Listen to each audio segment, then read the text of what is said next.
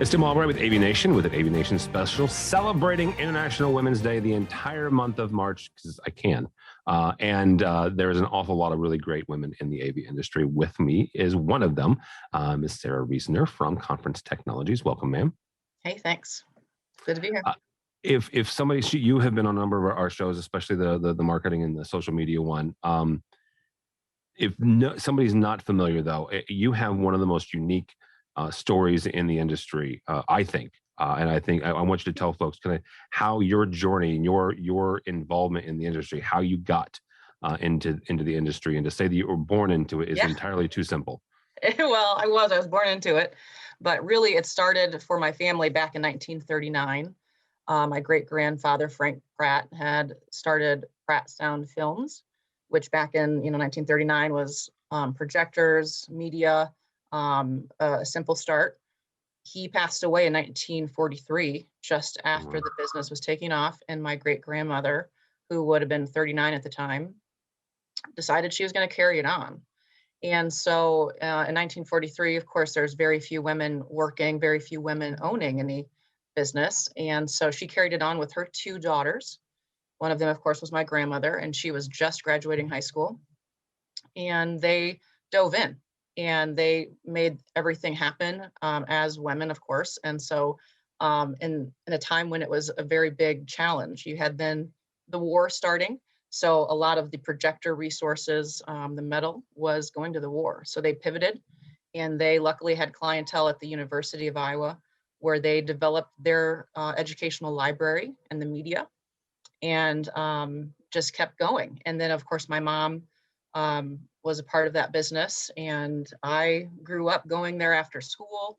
The business was obviously very much a part of daily life, and I had a lot of very incredible women just paving the way, and so that's where I'm at. And then as all family businesses go, you get bigger, you get longer, you bring in lots of family, and then it can have some succession challenges, to be perfectly blunt, where there wasn't a fantastic plan.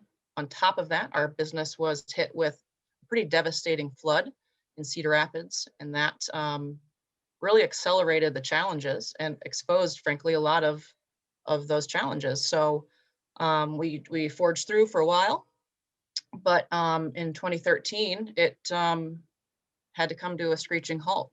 And luckily, we had a great reputation and great clientele, and John Laughlin got word that Pratt had closed, and he said, hey, wait, this is a team I want to bring on.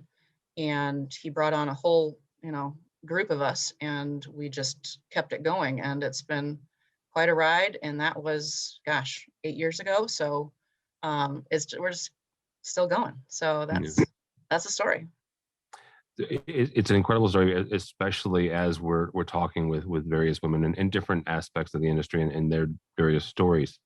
I say that you have one of the more unique ones. I still think it is the most unique, especially talking about women in the industry. Mm. But your great grandmother, for a second, right? Great grandmother, Yes. and several women owners, several women, AV generations there. I remember one time you and I were talking, and we were talking about Infocom, and I think you said that the first time you went to Infocom, you were 16 years old, right? Yes. I actually got to hop on a plane at 10. I didn't attend Infocom. That was one of my most memorable ones. It was my first plane ride.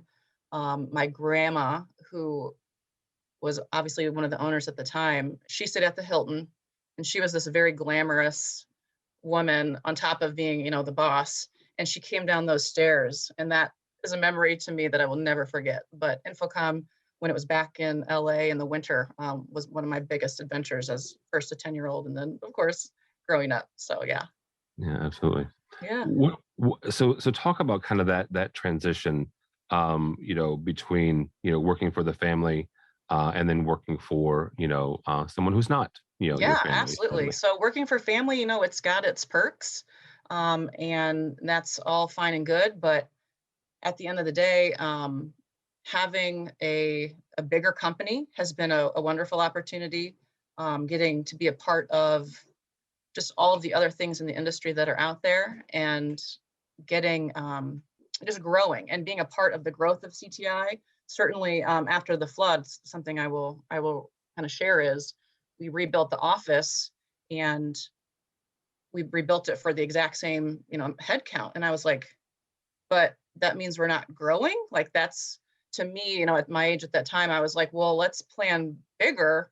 And of course, being a part of Conference Technologies, they're always in growth mode. They're always in planning mode. So to be on that sort of culture is very exciting, and just keeps the possibilities unlimited. So there is a difference, but Yes, yeah. certainly. A couple of things. You were among one of the few first 40 under 40 classes with conference with our buddies over at Commercial Integrator. In Yep. addition to that, you won an award for a program that you helped kind of develop, which is the customer feedback program that Conference Technology uses.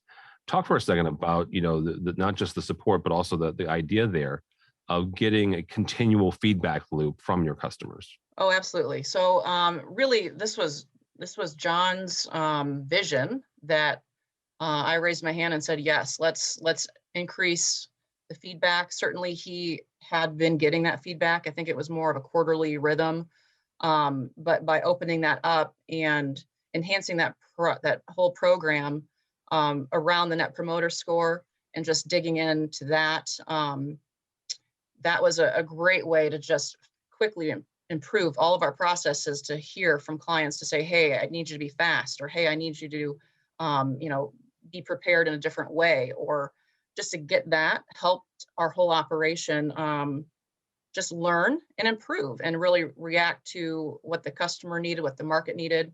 And when you say I win the award, I kind of chuckle, because that is not at all how I would describe it. I would say the whole program is hinging on everyone in the company filling that whole program in the right way. It really, if those techs don't stick the landing in the field, because they're the ones really making those connections, that's the power, is getting that feedback and just learning and adapting. So it's been a great thing for CTI, and certainly very proud to be a part of that, see that grow, and just really help everyone succeed that way.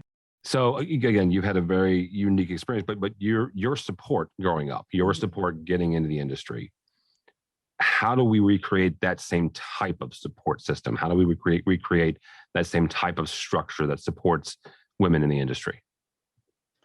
Well, I think it's just continuing to open our minds about how women fit in the overall workplace, and how we can keep bringing them up and bringing them into the conversation, adding seats at the table that are diverse. Certainly adding women to that in this industry is really important, and seeing how that can just bring more leaders that are women, I think is a good way to round out everyone's thinking, and just keep being supportive of that. Very cool. As we wrap up here, you are younger than me, so you're nowhere near retirement. Am I? You are younger than me, yes. But don't look at it like that. Yes, you can. People can look at us and tell that I you're think younger we're the than me. same age, but Well, anyhow, you're still younger than me. I have older kids than you. That is accurate, because I started late. That's just when you retire, look back, and what do you want to see have changed? What do you want to see different in the industry, and how do you think that you can affect some of that change? Wow. All right. Retiring sounds, yes, very far off, and also impossible, only because I can't sit still.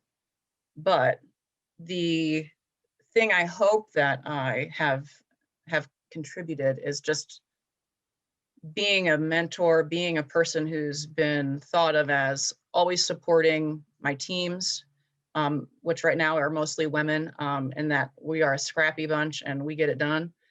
So being that mentor, certainly seeing more women leaders, and that's not just AV, that is worldwide. I think there's a great movement there, but there's work to do. And just continuing to keep education a priority, and getting, the more you know kind of thing. So I think it's really being that mentor, being a person who will always speak up and do the right thing and just be supportive of everyone I'm working with and working for, and just leaving that sort of legacy. I like that. That'll be a good place to end. Sara Reasner from Conference Technologies. Thank you, ma'am. Thank you so much for having me. It was fun.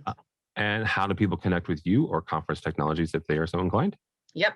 We are on Twitter at CTIAV. I am on LinkedIn, of course, and conferencetech.com is our main site. All right, very good. Sara Reasner from Conference Technologies. Thank you. For us, you can go by our website, AVNation.tv. That's AVNation.tv, and find more of these incredible interviews of women in the AV industry celebrating International Women's Day the entire month of March. All that and more at AVNation.tv. That's AVNation.tv.